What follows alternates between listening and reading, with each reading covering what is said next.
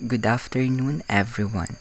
For this session, we're going to discuss the sampling distributions and point estimation of parameters. In this discussion, we have a topic outline to be followed. First, point estimation, sampling distribution and central limit theorem. And lastly, the general concept of point estimation. So, at the end of this discussion, the students will be able to define and solve the point estimate, plot the frequency distribution, and differentiate the different concept of point estimation. But before that, I would like to introduce myself. I am Christian Paul B. Liza, the first reporter of the Group 5. Point estimation. In introduction, in statistics, there are two statistical analyses, descriptive statistics and inferential statistics.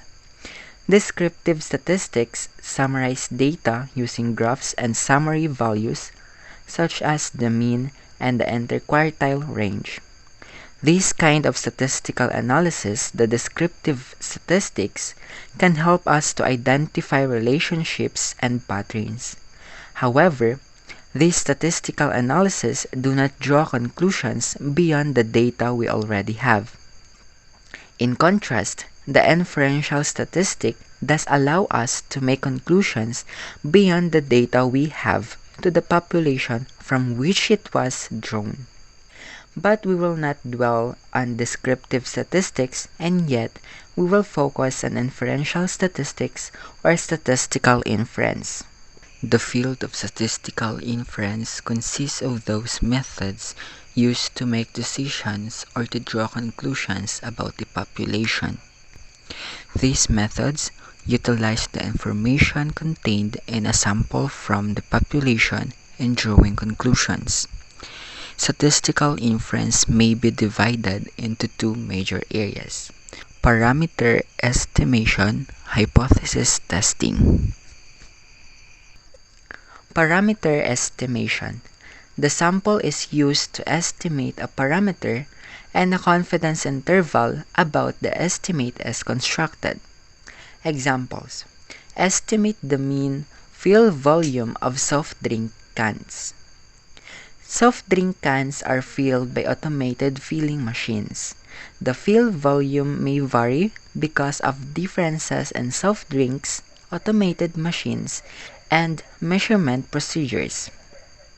Estimate the mean diameter of bottle openings of a specific bottle manufactured in a plant. The diameter of bottle openings may vary because of machines, molds, and also in measurements. Hypothesis testing. The testing of hypothesis is the process of either rejecting or accepting a statement or a hypothesis that has been set up about the parameter. Example: in 1972, as part of a study on a gender discrimination, 48 male bank supervisors were each given the same personnel file and asked to judge whether the person should be promoted to a branch manager job. The files were identical except that half of the supervisors had files showing the person was male while the other half had files showing the person was female. It was randomly determined which supervisors got male applications and which got female applications. Out of the 48 files reviewed, 35 were promoted. The study is testing whether females are unfairly discriminated against. Let's take a look at the data. The percentage of males promoted is 21 out of 24, or roughly 88%, and the females who got promoted is 14 out of 24. So, there is a considerable difference between the proportions of males and females promoted in this study. There are two possible explanations or competing claims as to what might be going on these studies. First, there is nothing going on. Promotion and gender are independent. there is no gender discrimination, and the observed difference in proportion is simply due to chance. That is our null hypothesis. And the second claim is that there is something going on. Promotion and gender are dependent on each other. There is gender discrimination that observed difference and proportion is not due to chance. This is the alternative hypothesis. After that, we need to collect the data and ask ourselves the question, could this data possibly have happened by chance? If the null hypothesis is true, if the data were likely to have occurred under the assumption of null hypothesis. If the null hypothesis is true, if the data were likely to have occurred under the assumption of null hypothesis were true, then we would fail to reject the null hypothesis and state that the data is not sufficient to suggest any data to be true. We never declared the null hypothesis to be true because we do not know and cannot prove whether it's true or not. Therefore, whether it's true or not, we also never say that we would accept the null hypothesis.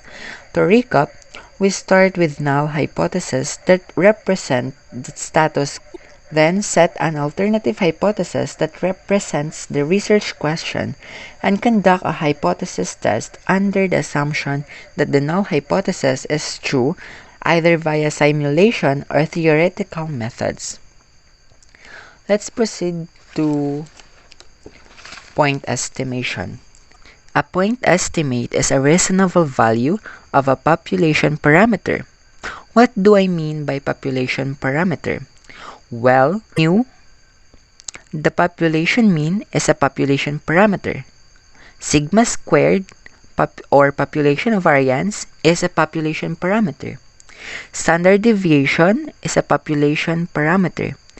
And we're gonna be learning this scripted P, which is gonna be a proportion, is also a population parameter. So, suppose that I were to take a bunch of random variables from this sample size of n.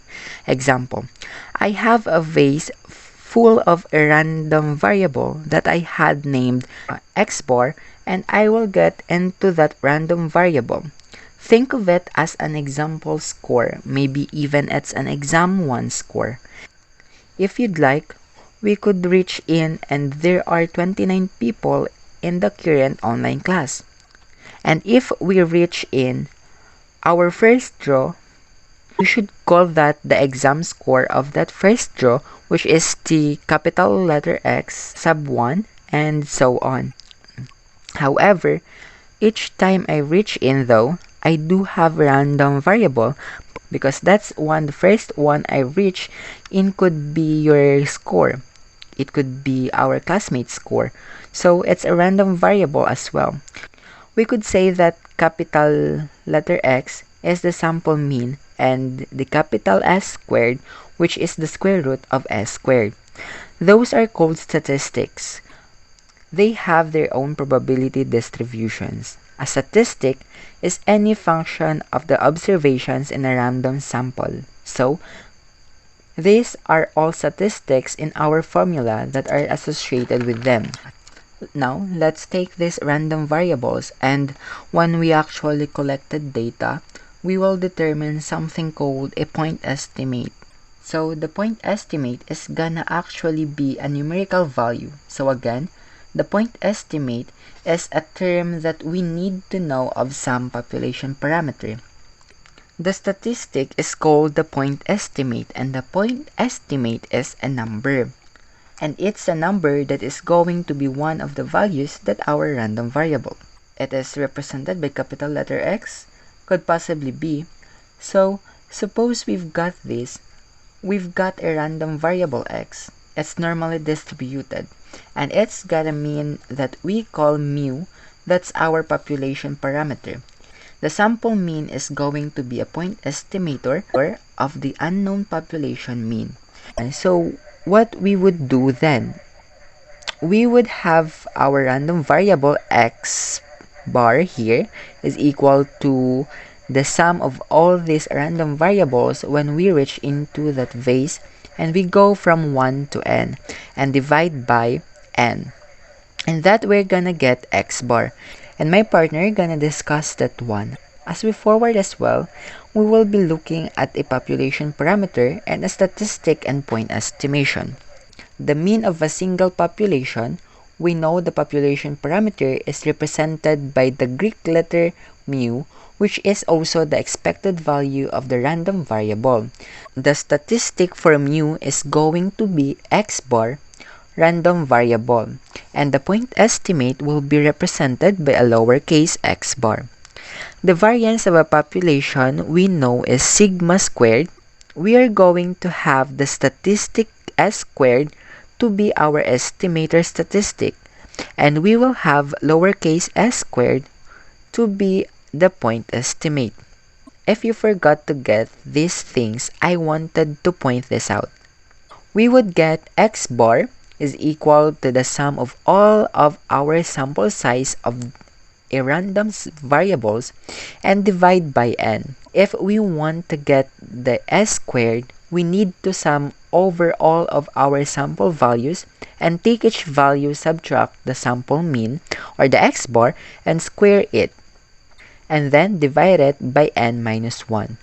And if you wish to have an estimate or the random variable for a sample or standard deviation, we would just take the square root of the sample variant. And so, that brings us to the next line here, is the standard deviation of a single population.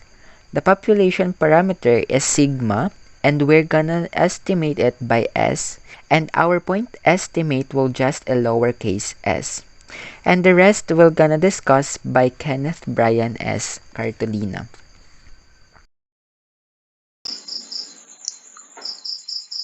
Good day, everyone. I'm Canben Cartolina, and I'm the next reporter in our group. And today, I'm going to discuss the continuation of the report of Mr. Liza. So first, we have the field of statistical interference consists of those methods used to make decision or to draw conclusion about the population. Yun naman talaga ang pinaka-objective, di ba? Why we do statistics is to make decision or to draw conclusion about a population. Statistical interference may be divided into two major areas, which are the parameter estimation and hypothesis testing.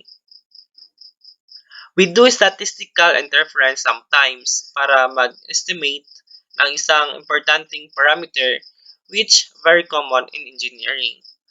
And the other one naman is the hypothesis testing.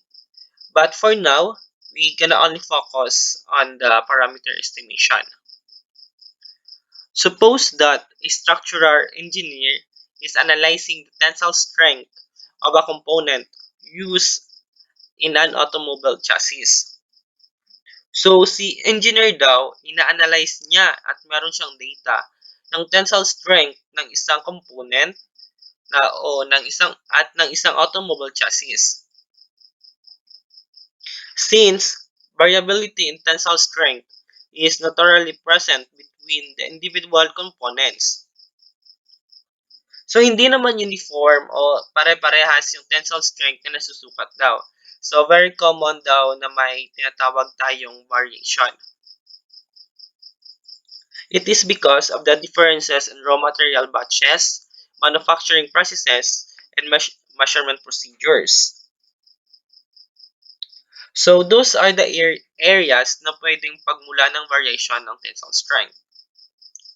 The engineer is interested in estimating the mean tensile strength of the components. In practice, the engineer will use sample data to compute a number that is in some sense a reasonable value or guess of the true mean. So, hindi naman pwedeng yung lahat talaga na mina-facture ng company na parts or components lahat ay susukatin niya at lahat gagamitin niya to compute the mean. So, generally, practically, Ang gagawin ni engineer ay kukuha lang daw siya ng sample data. For example, sa 1,000 kukuha siya ng 100. Sa 100 kukuha siya ng 10 na decide na enough to compute a number that in some sense a reasonable value or guess of the true mean. So that number ay tinatawag nating point estimate. A point a point estimate of some population parameter data is a single numerical value of statistic phi. The statistic phi is called the point estimator.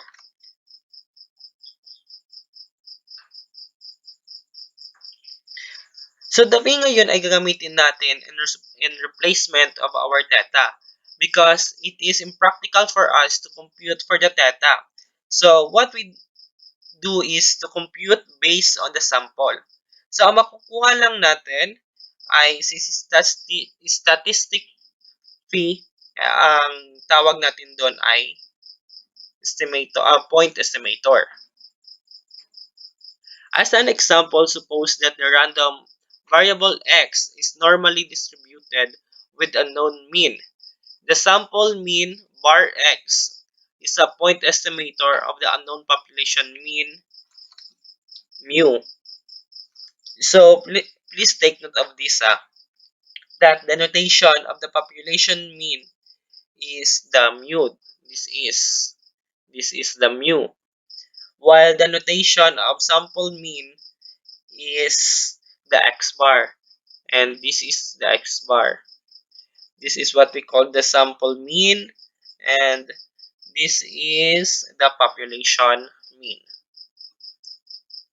Thus, if x sub 1 equals to 25, x sub 2 equals to 30, x sub 3 equals to 29, x sub 4 equals to 31, the point estimate of mu is, so we have 28.27. So alam naman natin kung paano itong kinompute, diba? We add them all, then divide natin kung ilan sila. So we have the 28.27. Similarly, if population variance is also unknown, a point estimator for population variance is the sample variance, or S cubed, S squared, I mean. And the numerical value can be computed as,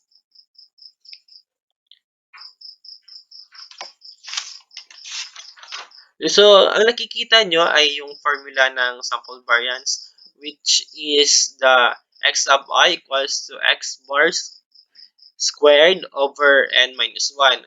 So dito, makikita natin na yung xi natin, yung x1, x2, x3, x4 yung value nila. Then,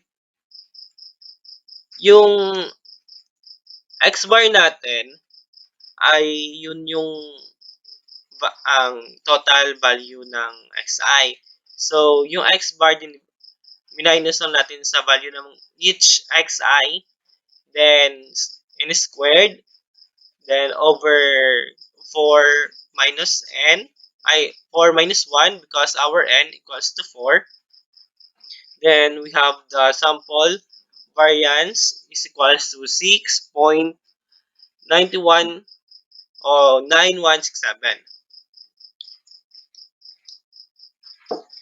So we may have several different choices for the point estimator of a parameter. For example, if we wish to estimate the mean of a population, we might consider the sample mean, the sample median, or perhaps the average of the smallest and largest observation in the sample as point estimators. So lahat yan, pwede mong i-consider as point estimators. But we need to choose kung alin ang pinakamalapit dun sa true value ng parameter na ini-estimate mo. So in order to decide which point estimator of a particular parameter is the best one to use, we need to examine their statistical properties and develop some criteria for comparing estimators. An estimator should be close in some sense to the true value of the unknown parameter. So may tinatawag tayong unbiased o malalaman daw natin na unbiased ang ating estimator kapag nag-compute daw tayo ng expected value ng ating P at nag-equal kay theta. This is what I mean. We say that phi is unbiased estimator of theta if the expected value of phi is equals to theta. Estimation problems occur frequently in engineering.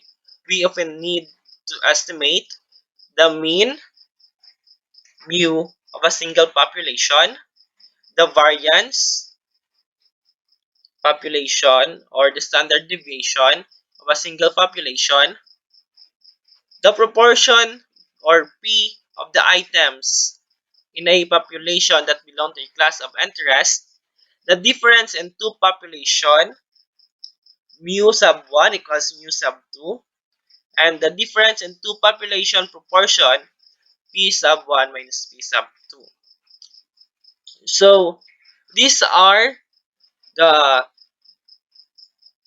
thing that we need to understand at kailangan nating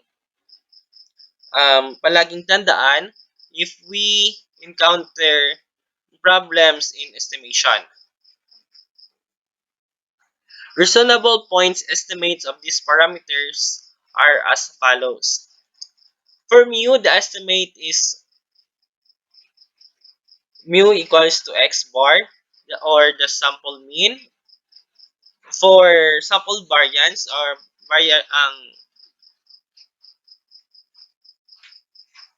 the estimate is sample variance equals to population variance equals to sample variance, or this is what we call the sample variance, yes. For P, the estimate is proportion equals to x over n.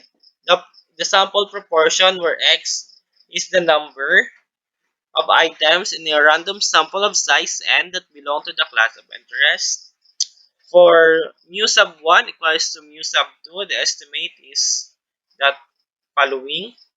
The difference between the sample means of the two independent random samples.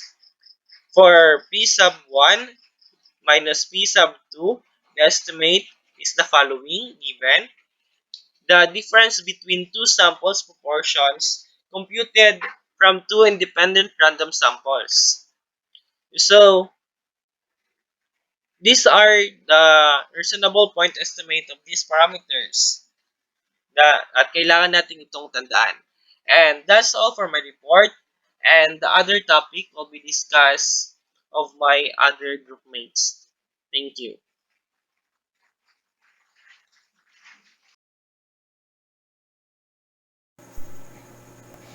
Sampling distribution and central limit theorem.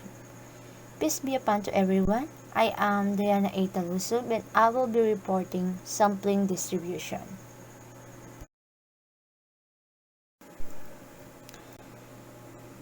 Statistics are often gathered and evaluated to help a company know more about its market, products, or processes.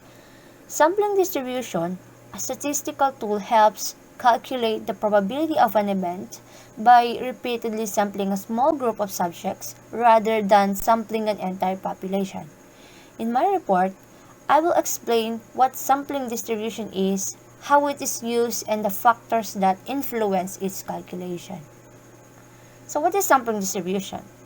Sampling distribution is a statistic that determines the probability of an event based on data from a small group within a large population. It is also known as finite sample distribution. Its primary purpose is to establish representative results of small samples of a comparative larger population. Since the population is too large to analyze, the smaller group is selected and repeatedly sampled or analyzed. The gathered data or statistic is used to calculate the likely occurrence or probability of an event. Using a sampling distribution, it simplifies the process of making inferences or conclusions about large amounts of data. The sampling distribution depends on multiple factors. First is the statistic, second is the sample size, third is the sampling process, and last is the overall population. It is used to help calculate statistics such as means, ranges, variances, and standard deviations for the given sample.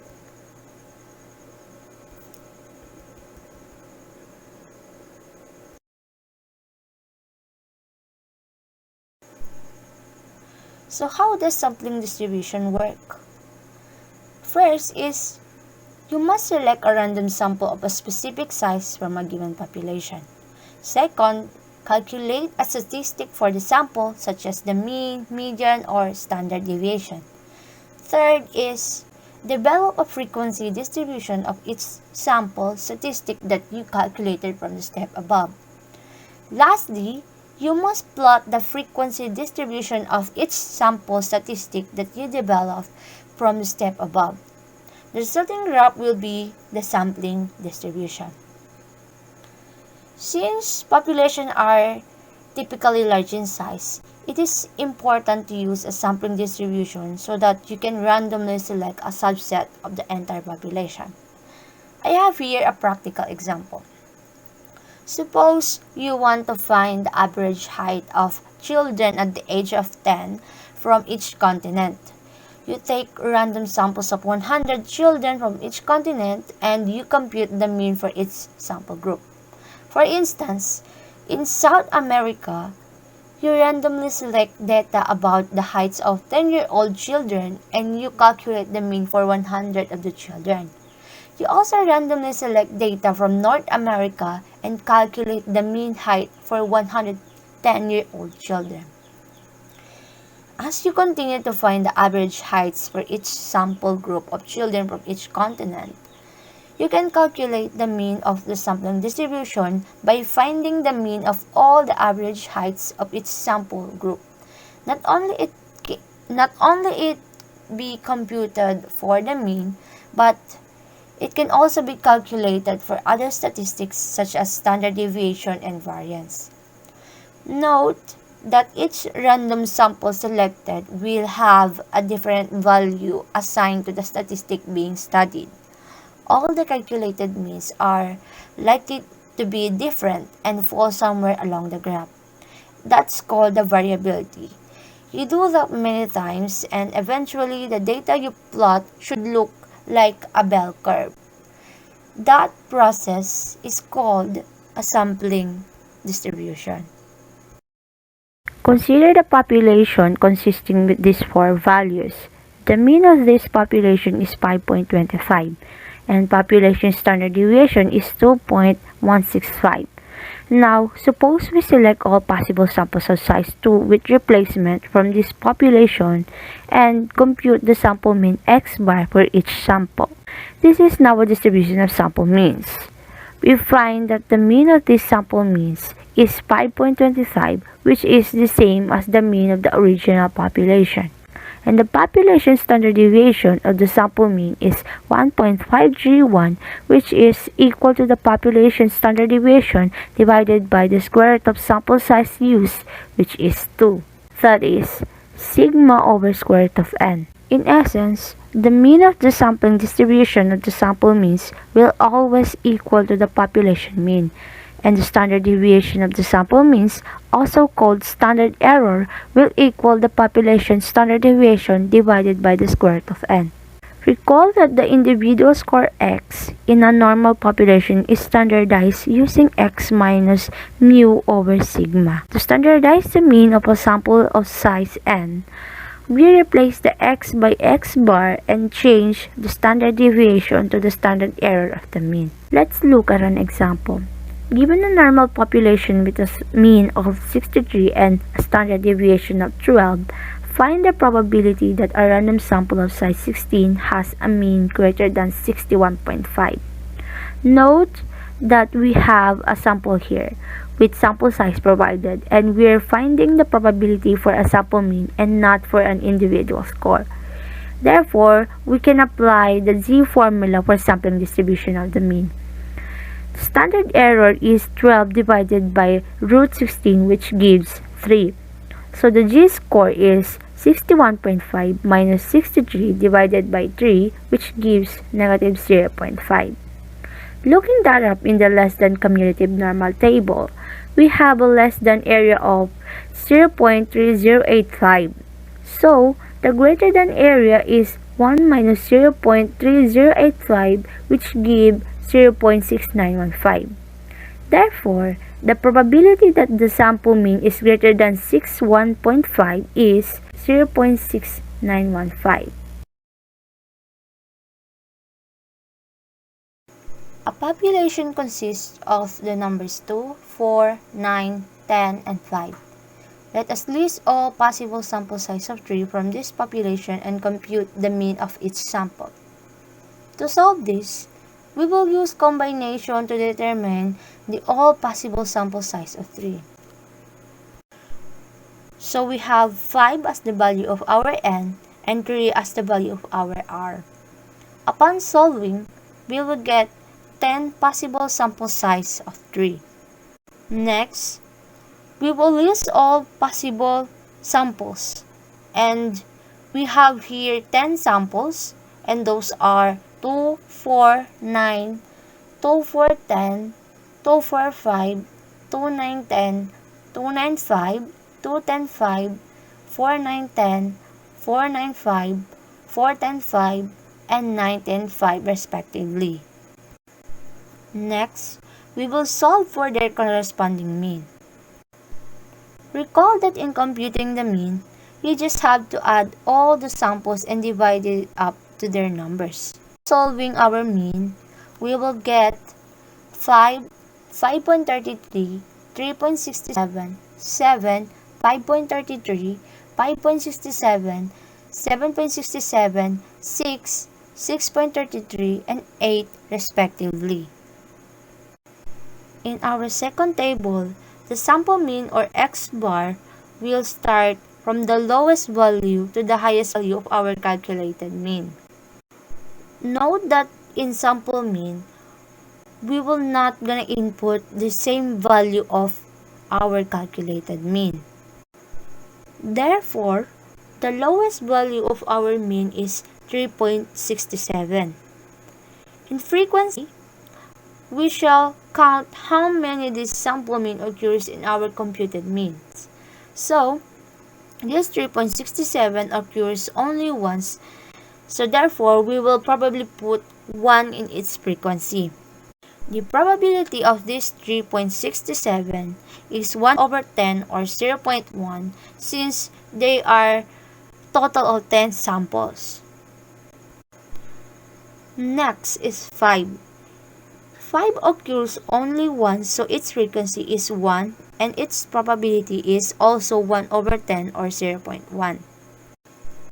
Next is 5.33. As you can see, it occurs twice, so its frequency is 2 and its probability is 2 over 10 or 0.2.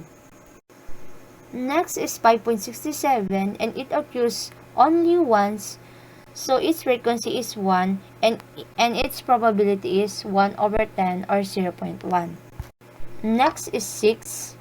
It occurs only once, so its frequency is 1 and its probability is 1 over 10 or 0.1. Next is 6.33. It occurs only once, so its frequency is 1 and its probability is 1 over 10 or 0.1. Next is 7.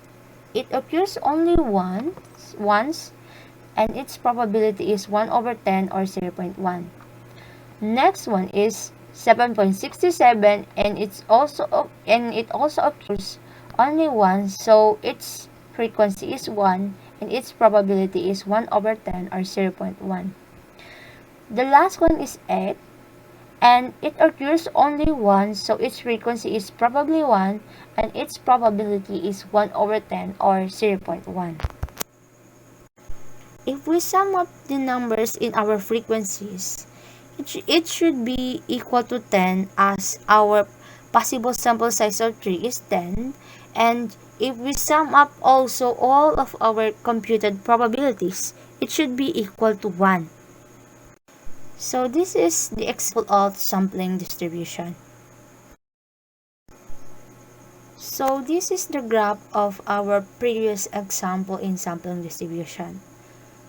We have here the values of sample means in our x-axis, and we have here the values of the probabilities in our y-axis.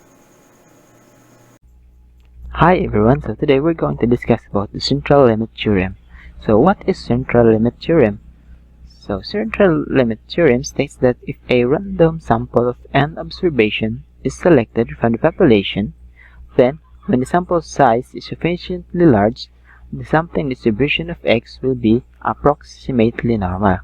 So, ang sinasabi raw ng central limit theorem is kapag yung sample size is mas malaki, so the sampling distribution will be approximately normal, or magiging yung ating sampling distribution is magiging bell-like shape yung histogram.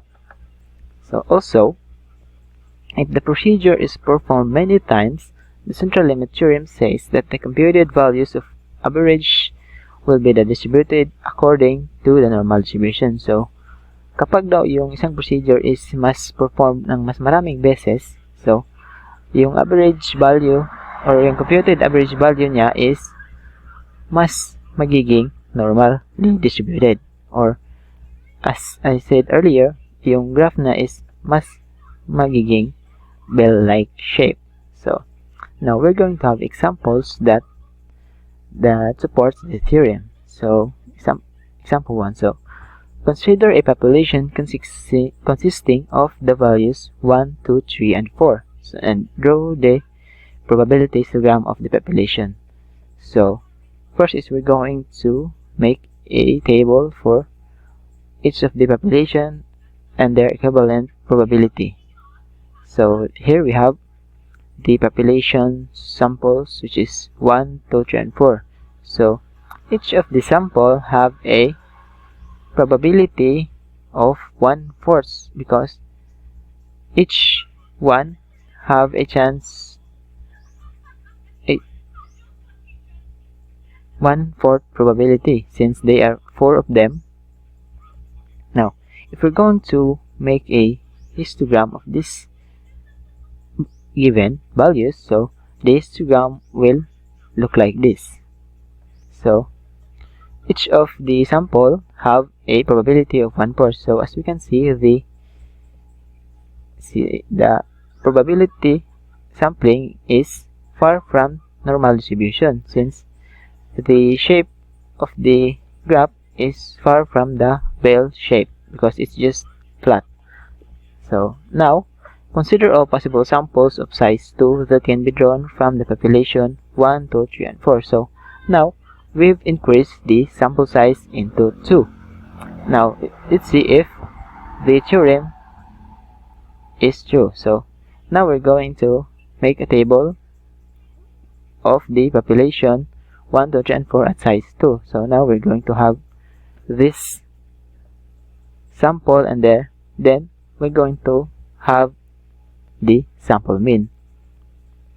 So now we have here our samples,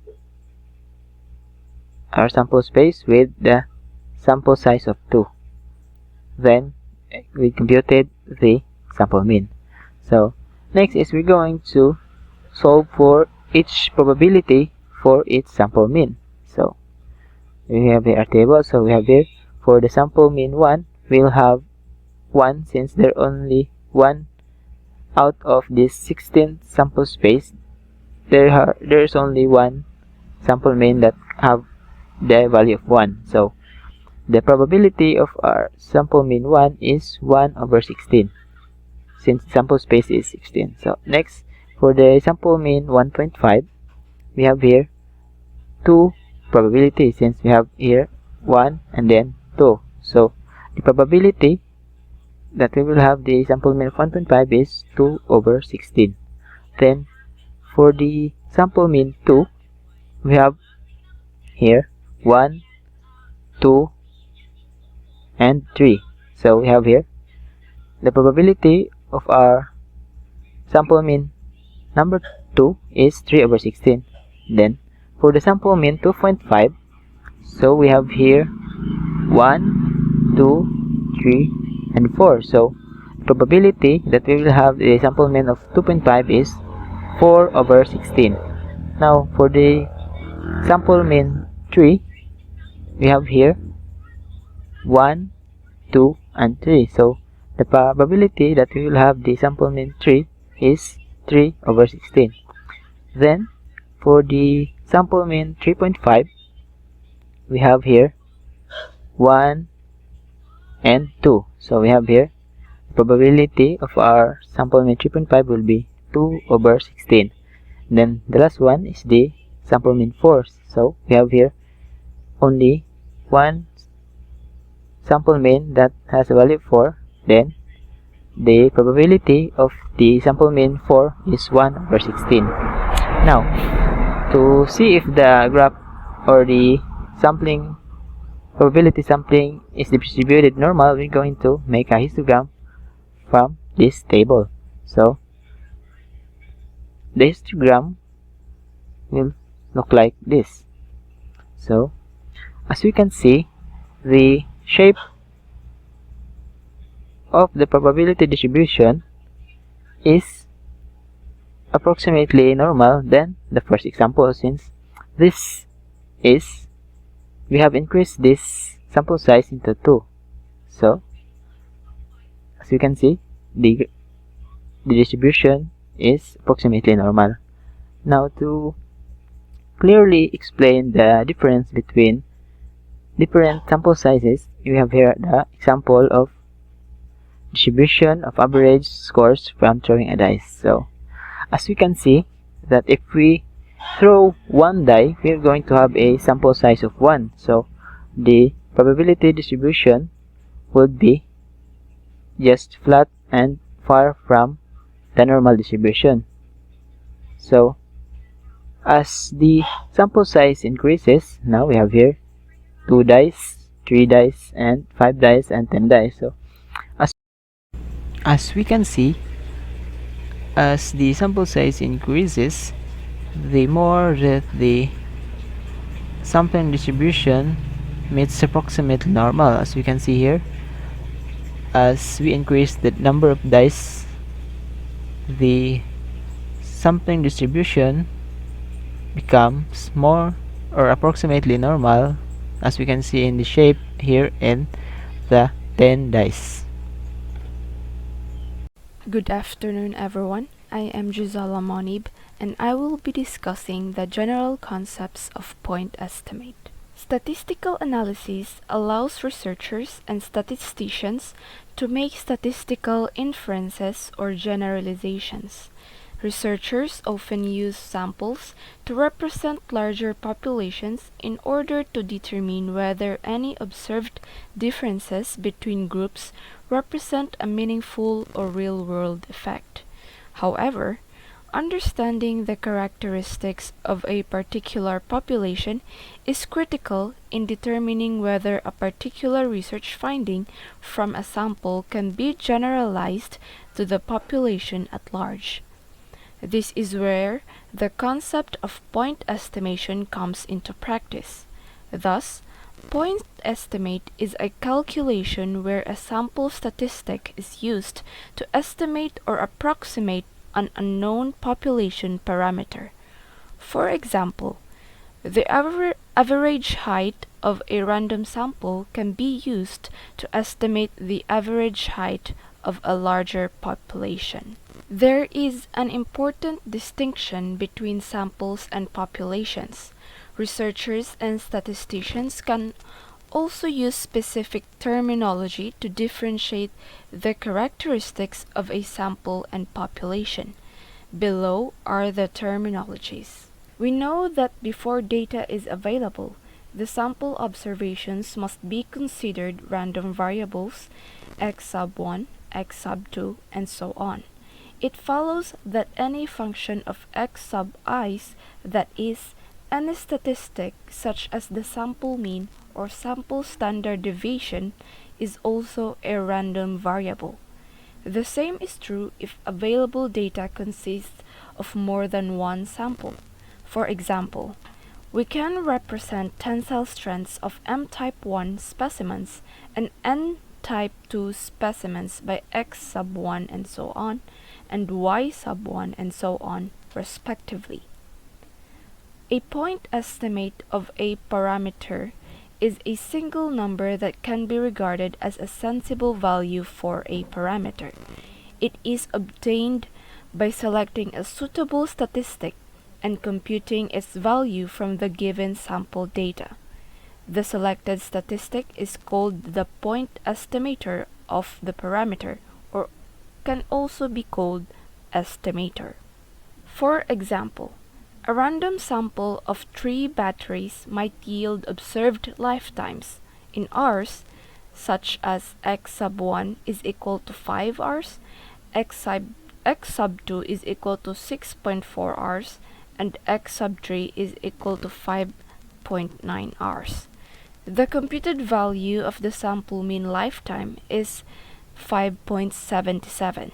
It is reasonable to regard 5.77 as a very plausible value of the parameter. Our best guess for the value of parameter based on the available sample information. Suppose we want to estimate a parameter of a single population based on a random sample of size n. The estimator used to obtain the point estimate of a parameter was sample mean, and the point estimate of the parameter was 5.77. Thus, in this example, the point estimator of the parameter is the sample mean. Note that the symbol theta hat is customarily used to denote both the estimator of point estimate and the point estimate resulting from a given sample. In the best of possible worlds, we could find an estimator for which estimator is equal to point estimate always. However, estimator is a function of the sample x sub i's, so it is a random variable.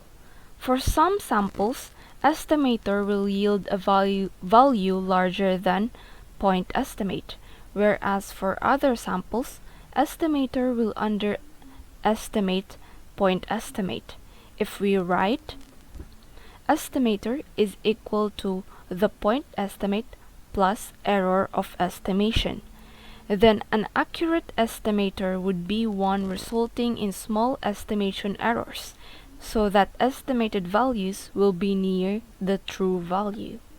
A sensible way to quantify the idea of estimator being close to point estimate is to consider the squared error, which is denoted by the formula or the equation squared quantity of estimator minus point estimate. For some samples, estimator will be quite close to point estimate, and the resulting squared error will be near 0. Other samples may give values of estimator far from point estimate, corresponding to very large squared errors. An omnibus measure of accuracy is the expected or mean square error, or also known as MSE. MSE is equal to mean absolute error times the squared error. If a first estimator has a smaller MSE than does a second, it is natural to say that the first estimator is the better one. However, MSE will generally depend on the value of point estimate. What often happens is the one estimator will have a smaller MSE for some values of point estimate and a larger MSE for other values. Finding an estimator with the smallest MSE is typically not possible. One way out of this dilemma is to restrict attention just to estimators that have some specified desirable property and then find the best estimator in this restricted group. A popular property of this sort in the statistical community is unbiasedness. Now let's discuss what unbiased estimator is. A point estimator is said to be an unbiased estimator of point estimate if the mean absolute error of point estimator is equal to the point estimate for every possible value of point estimate. If the point estimator is not unbiased, the difference of mean absolute error of point estimator minus point estimate is called the bias of point estimator. Note that estimator is unbiased if its probability distribution is always centered at the true value of the parameter. Suppose point estimator is an unbiased estimator, then if point estimate is equal to 100, then the point estimator sampling distribution is centered at 100.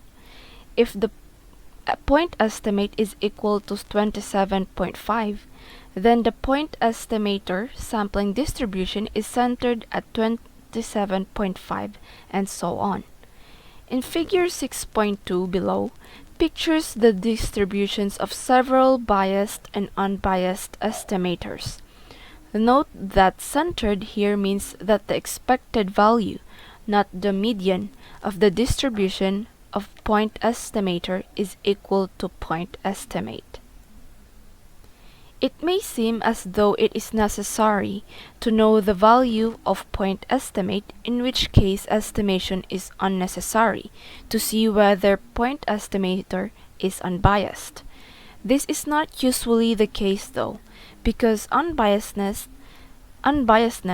is a general property of the point estimator's sampling distribution, where it is centered, which is typically not dependent on any particular parameter value. Thus, the formula for unbiased estimator can be denoted as mean absolute error of point estimator of population, or also known as sample proportion, is equal to the mean absolute error times the quantity x over sample size, whereas x is a binomial random variable with parameters n, sample size, and p, population, and can also be derived and equal to the following equations.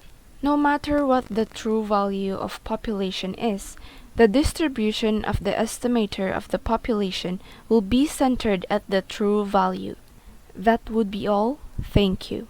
Thank you for being here today. I am here to report about the general concept of point estimation, the estimators with minimum variance, and reporting a point estimate, the standard error. At the end of this session, students will able to learn about the estimation with the minimum variance, find a better estimator, and know the standard error in point estimation. Estimators with minimum variance. So first, what is minimum variance?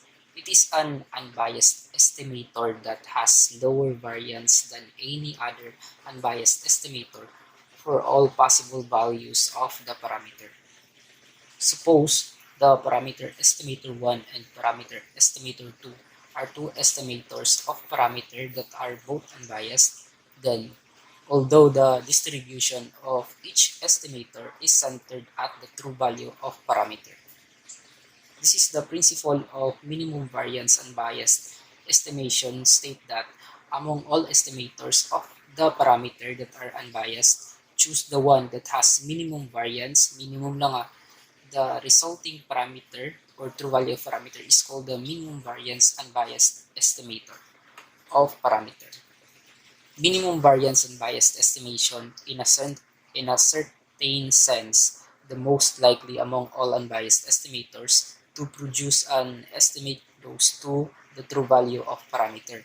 In this figure A, this is the distribution of two unbiased estimator, while in figure B, estimates based on 10 different samples, the x's there are the sample mean. In minimum variance, how to know if the point estimator is biased or unbiased? It is when the estimated value of the parameter and the true value of the parameter being estimated are equal. Equal lang talaga. The estimator is considered unbiased. Also, the closer the expected value of a parameter to the true value of the parameter being measured, the lesser the bias is. You can see in the graph the difference between the two. The most important result of this type of our purposes concerns estimating the mean or population mean of normal distribution. One of the triumphs of mathematical statistics has been the development of methodology for identifying the minimum variance unbiased estimator in a wide variety of situations. In this theorem, now we let x sub 1 or a particular individual value and so on to be a random sample from a normal distribution with parameters population mean and population standard deviation. Then the estimator population mean is equivalent to the sample mean. In some situations, it is possible to obtain an estimator with small bias that would be preferred to the best unbiased estimator. As you can see in the graph, a biased estimator and a minimum variance unbiased estimator are being shown, which is biased estimator is preferable to the minimum variance unbiased estimator. Why? Why naman, no? Because in statistics, the bias or bias function of an estimator is the difference between this estimator's expected value and the true value of the parameter being estimated. A bias estimator may be used for various reasons because an unbiased estimator does not exist like that without further assumptions about population, or because an estimator is difficult to compute as in unbiased estimation of standard deviation. It gives a lower value of some loss or function like that, for example, or a particular mean squared error compared with unbiased estimators. However naman, minimum variance and biased estimators are often easier to obtain than the type of biased estimator whose distribution is pictured. This is example. When a particular individual value or x sub 1 and so on is a random sample from a uniform distribution on open interval 0 and parameter close interval, the estimator is unbiased for the true value of parameter. We previously denoted this estimator by parameter estimator 2. This is not the only unbiased estimator of parameter. The expected value of a uniformly distributed relative variance or RV is just the midpoint of the interval of positive density. So expected value equals parameter of some general probability distribution over 2. This implies that expected value equals parameter over 2, from which e to the function of 2x equals parameter. That is the estimator parameter 2 equals 2x is unbiased for parameter true value. And if x is uniformly distributed on the interval from a to b, then v function of x is equals to variance of the population data and so on, equivalent to b minus a squared over 12. Thus, in our situation, the expected value is equal to parameter squared over 12. Expected value equals variance of the population data over n, or sample size, thus equivalent to parameter squared over 12n, and expected value of parameter 2 is equals to v to the function of 2x equals 4b to the function of x, and equivalent to variance of the population data over 3n. It can be shown that expected value of parameter 1 is equals to variance of the population data over the sample size multiplied by the sample size plus 2. The estimator parameter 1 has smaller variance than does parameter 2. If 3n is less than n multiplied by n plus 2, that is, if 0 naman is less than 2n squared minus n, that would be equivalent to sample size multiplied by sample size minus 1.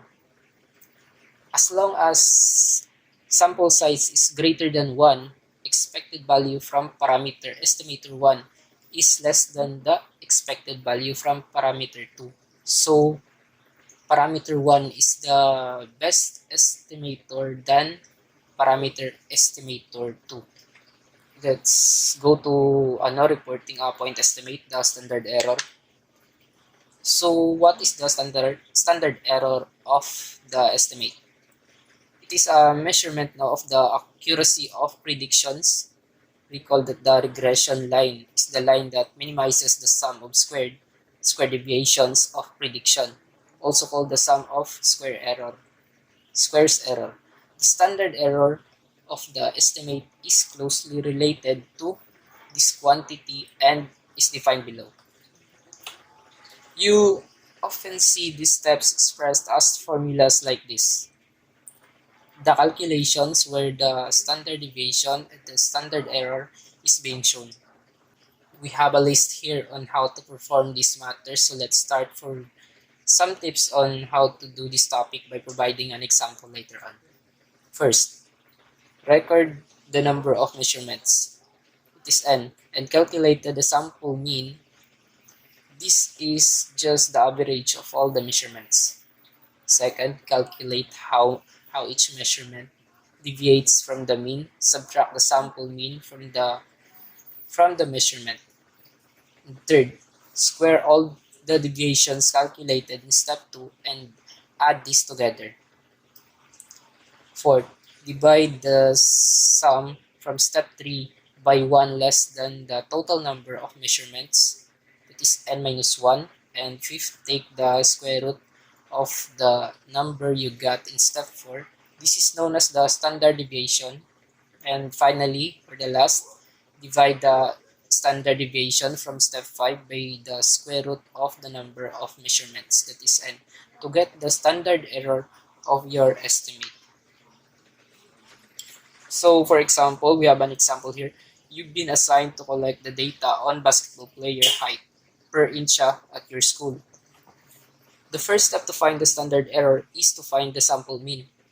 You would do that by adding up all the height and then dividing by the total number of measurements, that is n equals 13. This would give you a sample mean of 72. Next, calculate the difference between the sample mean and each measurement. Mo talaga ang mean if mag-subtract kayo. Square all these values and then add them all up. This is easier to do if you make a table like the one you're looking at on your screen.